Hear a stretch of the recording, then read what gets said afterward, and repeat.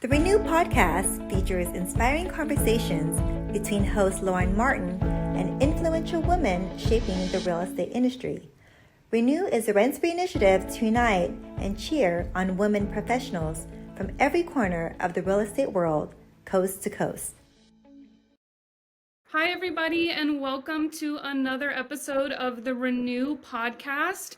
I am so excited today to have Dionna Hall with me, and in the spirit of powerful women, our pop quiz question of the day is going to be, who was your favorite female pop icon growing up? Wow. I really liked Gwen Stefani. I this is kind of embarrassing to admit, but I like punk music.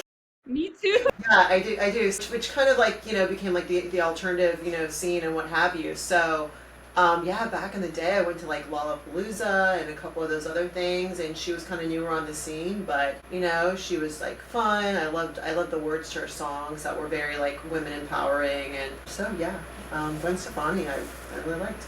That's awesome. And you know what? She really paved the way for female pop music in a different way. Like you had Britney Spears, Spice Girls, and Gwen Stefani just really kind of changed the game. So I'm a big Gwen Stefani fan. Yeah, big fan of like her back in the day.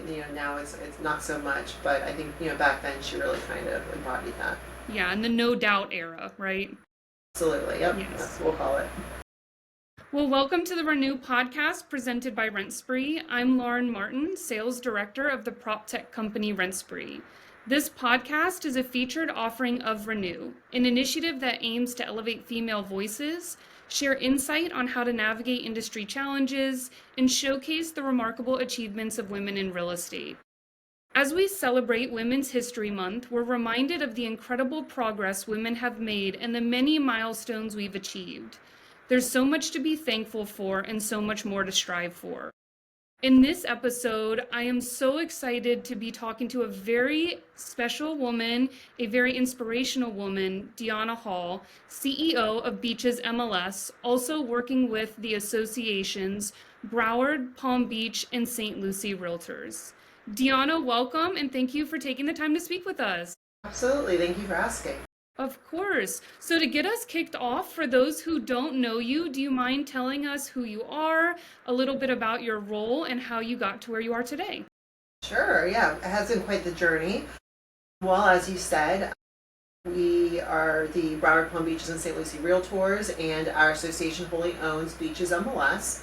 We have about 42,000 subscribers, and we span about 130 miles of coastline from the Broward, which has Fort Lauderdale in it for those that are not familiar with that county, the Palm Beaches, and then up the Treasure Coast as well, we call it. So St. Lucie, Port St. Lucie is the area that we serve as well. And we have about 75 staff members in 8 different offices serving our members and subscribers. So I got my journey, and it was a very humble start. I'll just give a little quick rundown of kind of what my family was, because I think that they were very inspirational on really what made me and who I am today. So I'm the oldest of 4 children, and my mom and my father had us together back to back. So there wasn't too much time to be a child. There was a lot of hands-on, second momming. They called me the stepmother. And responsibility thrown my way at a very early age. My mom was a stay-at-home mom, and my dad was constantly working to support this family that we had, and so he was working early mornings, days and nights, and so my mom really didn't have any help. I think that she did some incredible things while we were growing up, but that family dynamic made me a very strong person, and a person who was very comfortable helping lead other people as well. And so I went away to college, fast forward, and I graduated during the September 11th. I have a degree in finance and marketing, and I did really well in school, and I was very excited about this future career in New York. And then here this horrible catastrophe happened, and really, New York really stopped, and it was not a place that people were really moving to. And so it caused me to regroup. And unfortunately, at the time, I came back home at my parents' pleading. They said, please don't move across the country and take some job that really isn't a job that you really love, and be away from the family. So I packed up my jalopy and begrudgingly came home because I really felt like it was a failure moment to come back home. Like I had not worked really hard to be somebody. And I think that's always, what we think when we have graduated college is that, we should have our perfect dream job at that moment, and if it's anything less, you feel like a failure. So I was quite, let down at that point. And to make things worse, my mom had recently started a job with a development company, and they needed a secretary, and she asked me to be the secretary. And I thought, oh my gosh, like how embarrassing. I'm now going to be a secretary, and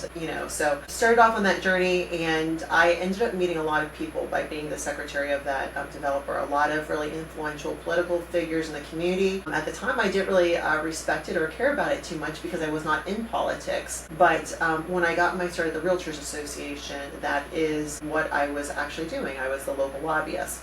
So that all came full circle for me eventually, and I worked my way up from being a local lobbyist to being the head of the Government Affairs Department and then Chief Operating Officer. During that time, we went through many different CEOs, and so it was a really good learning process for me to be introduced to a lot of different leadership styles, we'll call it. I think that really helped me hone my leadership style today as well. Eventually, I became the CEO of the Palm Beaches. And a couple years shortly after that, we merged with the Greater Fort Lauderdale Realtors, which was the largest association merger that the National Association of Realtors has ever seen. So It was quite a large merger, and it was probably very unexpected in the industry. We did it quick, we did it well, and we were able to bring what a lot of people saw as two different cultures together quite successfully. So shortly after that, we did another merger about a year after that, and that kind of brought us the whole entire area from a jurisdictional standpoint of Broward County. And so now that is how we got to be so big today, and we're just doing all kinds of things now. Well, it's amazing. I love to hear how people get started in the real estate world, because it seems to be that a lot of people, it's just by happenstance, right? And then once you're in for life. It's kind of like a little mafia, Yeah, that's a really good point. Yeah. You'll never leave. But I think you bring up a great point. A lot of people go to college, and then if they don't end up where they started, they think they failed. But in reality, I mean, when you're 18, 19 years old, do you really even know what you want for the rest of your life? You haven't been exposed to enough to know what you want for the rest of your life. Absolutely. So was this something that you just, I guess, kind of fell into, or from working with your mom, you had applied to work in the association world? So I really did not want to be in that position. So what they had agreed to was I could go out and interview for the jobs that, I wanted, and as long as I kind of maintained that job, and they would be fine when I was my time to leave. And so I dabbled in both of my degrees. I worked for a commercial mortgage company for a little bit of time. I worked for a publications firm for a little bit of time. And my parents finally said, instead of you always just trying to find this job or have a job, why don't you kind of take a step back and think about, what do you really want to do? What do you really like? And one of the things that I really liked was I loved seeing the planning that was going into our communities to make them what they were. Palm Beach County at the time was very undeveloped, and my mom had a really big hand in helping develop our local communities from not a place of employment, but as a community activist. She was responsible for making sure that there was libraries and schools and roads that were put in place when they were building these communities. And so seeing her work, and I attended some meetings with her, I thought it was so interesting to actually hear real life the things that were going on that you could apply to your everyday life. That is when I thought, I really like government affairs. I really think that whole entire sector is really interesting.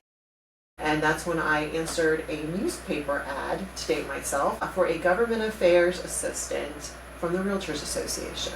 And so I went in for the interview. And I had no idea at the time that I had all these political contacts. It was just, a job that I really wanted to I start at the very bottom and work my way up in. And so after the CEO interviewed me, he said, well, I'm not hiring you. And I said, you're not? Why is that? And he says, you are really overqualified. You're going to leave me in a couple months. And I just begged him. I said, please, I'm not going to leave you. As he said, mafia for life, right? And said, no, I'm not going to leave after a couple months. I'm really looking to, set up, some roots down at some place. And so he said, well, against my better judgment, I will hire you. And he says, this industry won't be here soon anyways. And that was 20 years ago. And I think that that's always a really interesting comment that I kind of lean back on when our industry is going through change, because I think that there's always been skepticism that our industry will not survive. Even, over 20 years ago from this old man CEO who was very dear to me. Said. And so we get these comments today, and their comments were there during the pandemic. And when you start thinking about it, people are always very skeptical if the real estate industry will continue to exist. And I just have to lean into the fact that that is just something that hopefully I can make this organized real estate place a better place that will continue to survive for others that want to remain in it and continue doing the important work that they're doing. That's awesome. Well, you know what? I think that what you said really speaks true to what I've seen from you, like just speaking on stage and stuff, but the kind of intrinsic values of the job, right? Like you wanted to be a part of something bigger. And that's what I love about our industry is we really do, we're creating places for people to live, helping them find their home, helping the community. So does giving back play a big role in what you do today and what makes your job so meaningful to you? So it's funny, I'll tell you the truth. At first I would say I don't give back, but it's because what I do, I don't think of it as giving back. Yeah. It is very natural, I think, you have to have this whole entire ecosystem in order to be successful at what you do. And that means helping take care of your people. It means doing the hard work. It means showing up when other people don't. And so, I think that is just all things that are natural to me, and I don't think of it as giving back. And so, I think it is very important to make sure that you care for others, you try to leave things better than you found them, and if possible, that you step up when others can't or won't. Yeah, for sure. And one thing that you said really stuck out when you were talking about your journey is you didn't realize you were meeting all of these influential people. And I think that's a lesson that a lot of women can take into their career is, you never know who you're going to meet, right? You never know who you're going to work with. They might just seem like a counterpart today, but tomorrow they're going to be somebody who's really lifting you up. So would you say networking is one of your big strong suits to kind of how you got to where you are today? Absolutely. And I don't feel like it's networking. I am very interested in hearing about people's journeys. I find it fascinating. It's kind of weird. But I really love learning about people and what were their experiences and what made them who they are. It helps me understand them better. And I think that's a big part of what I really like doing is I like understanding people. It helps me put together strategies and the bigger puzzle pieces. It helps me create really win-win strategies with people. People do their best when they're doing what they like. And so we have a lot of staff members here. And I really enjoy trying to, understand what makes them who they are. So it just brings together a better environment for everybody. And because we have members, that is a big part of having a successful realtor association is our members are doing this for free. And so we have to make it enjoyable for them and fulfilling for them. And if the people who are helping facilitate that don't feel that way, how are we going to do that for our members? And so it all just kind of comes together nicely. But I really enjoy understanding people and kind of, the background of their story, and it helps me understand where they are today and where their stances are.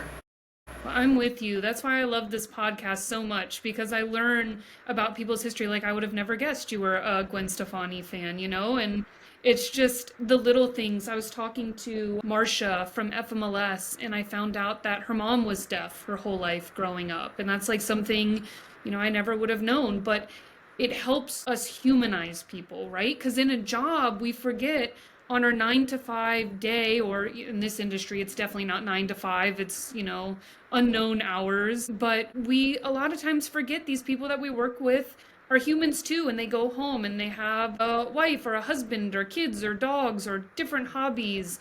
And I think it helps people understand what makes them tick and who they are. And to your point, it helps you understand how they do their job.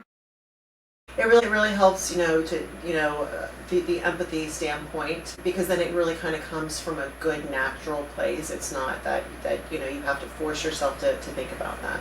For sure. Well, speaking of empathy, what is one challenge that you faced along your career that really sticks out to you that you had to overcome? Well, I think a big challenge has been wanting to be the best at what I do and knowing what it takes, which is it's a lot of time, it's a lot of energy, it's traveling. It is very overwhelming to try to get to know so many people and have it be authentic, which it is. It's hard. You have to obviously continue relationships and nurture them. And when you have so many people, it's not easy to do those touch points, especially when you have so many leadership people and they're always coming in with their different terms and such. So I love what I do. I live what I do, but I also love my family, and I do have 2 children and a husband, and my whole family, all my siblings, again, I'm the oldest of 4 children.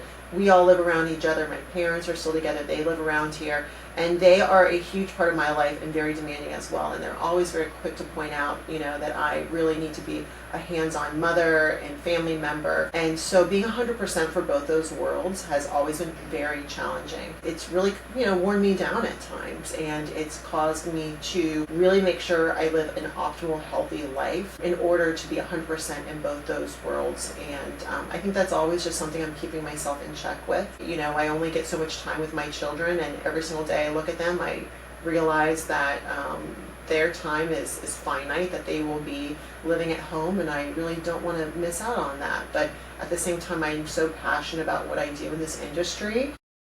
So it's always a tug of war in my brain. And what I try to do is I find a flow. There isn't the balance, right? There's going to be some crisis at work that you have to give almost 100% of your time to. And sometimes your kids are going to really just need you to be there as well. And so I think it's finding this push and pull between those and really taking the extra time to think about that balance and being fair to both sides. For sure. And it's hard to juggle. I don't have kids or a husband. I have a dog, and they're a lot of work. Yeah, but there's a sense of guilt too, in our industry, like you said, people come and go. You want to spend time getting to know everybody. And something when you said that stuck out in my brain. When we were at the last conference, somebody came up to me and was like, "Oh, Lauren, so good to see you." And I thought in my head, who is this person? I don't know. I felt so guilty. Like they knew me and I didn't know them. And I'm sure I go up to people and I'm like, "Oh, hey, so and so." And they're like, who are you? But it's hard. It's hard to remember everybody for sure. But more importantly, it's hard to juggle. I don't know about you, but I go on trips and we talk all day long. Like from the moment we wake up, we sit and we eat breakfast. We go to the panels or whatever, then dinners, then happy hours. And then I get home and my mom calls me and I'm like, I just don't want to talk. I just want to kind of shut off. And it's hard to remember, they don't know that you just talked all day and they want your attention too. So is that something that you kind of juggle too? Just the energy level. I think my mom has always done a very good job, painfully keeping me humble. She's very quick to, and even I had maybe a little bit of a specific personality type growing up. I kind of took things a lot more serious, and I'm more of an introvert. I say that I am I think that I am a natural introvert, but I am, a trained extrovert, because my mom is an extrovert, and she is really, I swear she has attention deficit disorder. I mean, she's just this really big personality all the time, and that was not me. And so she was always trying to pull me out of that and kind of bring me into this more external facing world. And so I think that has, she many times took my introvertedness as maybe judgy or what have you. And so she was always very quick to point out that I really needed to, put myself out there, and that makes other people comfortable. And I think that whole entire process has just helped me be more humble throughout my life. And what you realize just down to your kids is that, they really don't care who you are in whatever form at your workplace. They just really want their mom to be there. And luckily that's something that I fully understand and am committed to. I love that. Yeah, I think that it's important to remember that our family just wants us present, whatever state or form that we come in. And I'm the same as you. I am a introvert that pretends to be an extrovert. I am very smiley and chatty, and then I get home and I'm like, oh, because a lot of the times when you are introverted, especially in the type of industry that we're in, I don't know if you found this, but people can perceive you as cold or unapproachable. And that's just not really who you are necessarily. It's just what it comes off as if you seem introverted. Yes, I totally agree with you. And it's something that I've always had to work with from that young age. But, I think, it's an interesting way of trying to, again, be the person who can be there for other people and still, do what we do every day. Yeah, for sure. Well, speaking of family and a life outside of work, I know you spoke a little bit to like a work-life balance. But what do you like to do for fun? When you are hanging out with your kids or you've got time to yourself, what is it that you go to? Well, I really don't have too much free time. I really like what I do. And so my free time really is, it's catching up on, there's just so much to read constantly. There's, just always somebody that I think of that maybe in the back of my mind, and like when I get a minute, I need to kind of reach out to them and make sure that they're doing okay. So that is what I do a lot in the time that I'm not like actively, it looks like I'm working. Yeah. But my kids, my daughter is in volleyball, and so I've committed to, when I'm not traveling, to constantly be the person who's like taking her to practices, and she's in travel volleyball, so it's weekends. And I really enjoy being there for her and having those special moments on those car rides to, be there for her and, just see her growing as a person. We are religious. And so we have been embarking on having my kids' first communion. So we've been dedicated to going to church a lot more than we usually go to. And I did just get 2 new puppies, which was against my better judgment. So they have, you think you don't have any more time, you just add one more thing in and there it goes. So that has been a journey, but they have brought a lot of love to the family. And I have to say, I don't regret getting them, which is pretty surprising because they're only about 6 months old. Oh my gosh, that's like a full-time job in and of itself. It's like little babies. What kind of dogs and what are their names? So they are 2 miniature dachshunds, and oh my gosh. And they are, and it's a really strange name, but they're like modeled dachshunds. So they're full of colors and they have blue eyes, and they're brother and sister. And so we had adopted a dog that passed away at the beginning of last year that my daughter was very close to. She really relied on that dog, I think, for emotional support when I was traveling, and I didn't realize how much she really did do that. And so we were hoping not to have to get another dog, or at least maybe I was, because I thought, okay, my kids are older. My daughter just turned 13, my son 10. We can start traveling and having it be enjoyable. But they really wanted a dog. She really wanted a dog. And so we settled on this miniature dachshund. And they were raised on a ranch, so we had driven out there to the ranch to pick up the miniature dachshund, and they were with the boy dog. His name is Picasso because his markings look like a beautiful Picasso painting. Oh, I The love dogs came with names, and when we picked up Picasso, there was his little sister who I fell in love with, and I felt horrible leaving. I tried to be like the strong person, and it never works out. It's kind of like, I can say no from afar, but if you kind of ask me to my face, all of a sudden I'm like, okay, fine. That was the situation, and we loved her as well, and we thought about getting her, and then we stopped and said, well, we weren't even planning on getting a puppy in the first place. We were trying to really adopt a dog, but there was no smaller dogs that were really up for adoption in our area. So how can we think about getting 2 dogs? And we started down the road, and about 10 minutes later we turned around, got the sister, brought them both back home, and so that's how we received 2 dogs, and her name was Pumpkin, so it's Picasso Pumpkin. I love that. You know what? It happens. I was not intending to rescue my dog. Her name's Luna. She's 7 now, which is crazy. I got her when she was a little tiny baby. She was a rescue from Puerto Rico. And I went to the store to get fish food, and they had the adoption. And she just like looked into my soul, It's hard that stays with you. So I can see why you turned around because it's hard. We're really happy that we did have to. I think the first week, when we were talking to the breeder, I was trying for him to say something that would, put me at rest that we were getting 2 instead of 1. Like, well, isn't 2 easier? Isn't it? They keep each other company, right? Yeah, exactly. And he's like, 2 is 2, 2 is 2, and the whole entire week, when we're doing like twice of everything, right? Twice the problems, twice the I just kept thinking, yeah, he warned me. He said 2 is 2.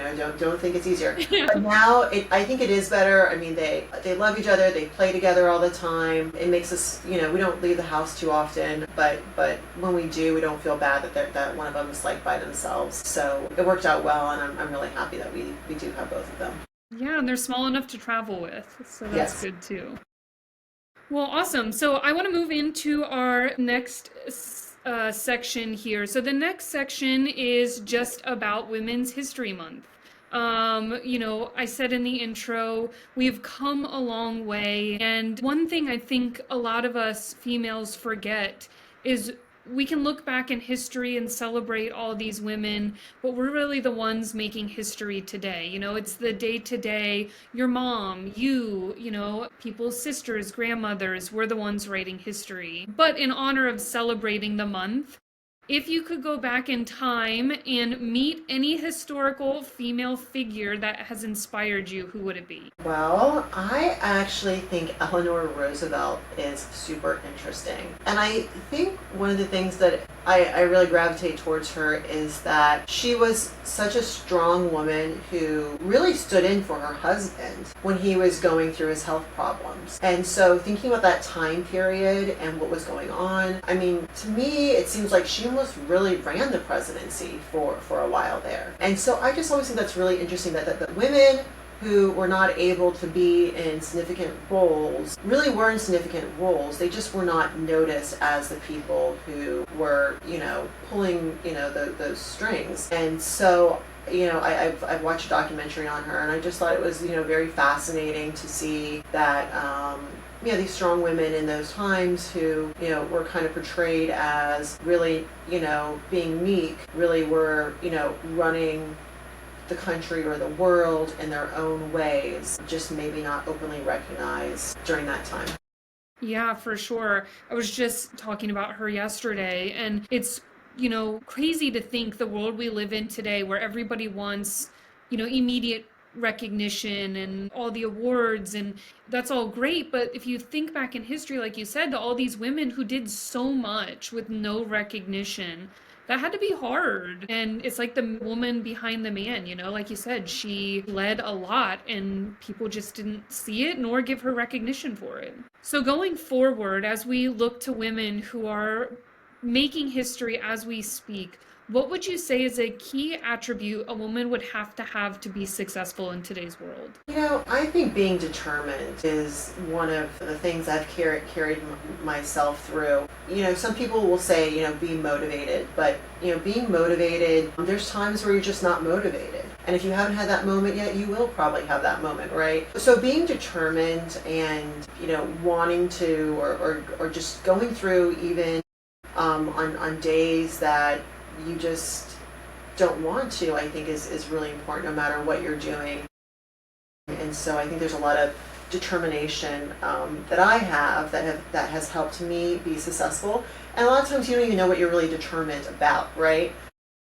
It's just the fact that you know that you need to go forward. You need to stick to, the things that are the right thing to do and persevere. And so I think that that's really important for women to remember that they need to kind of continue to carry on in good times and not so good times.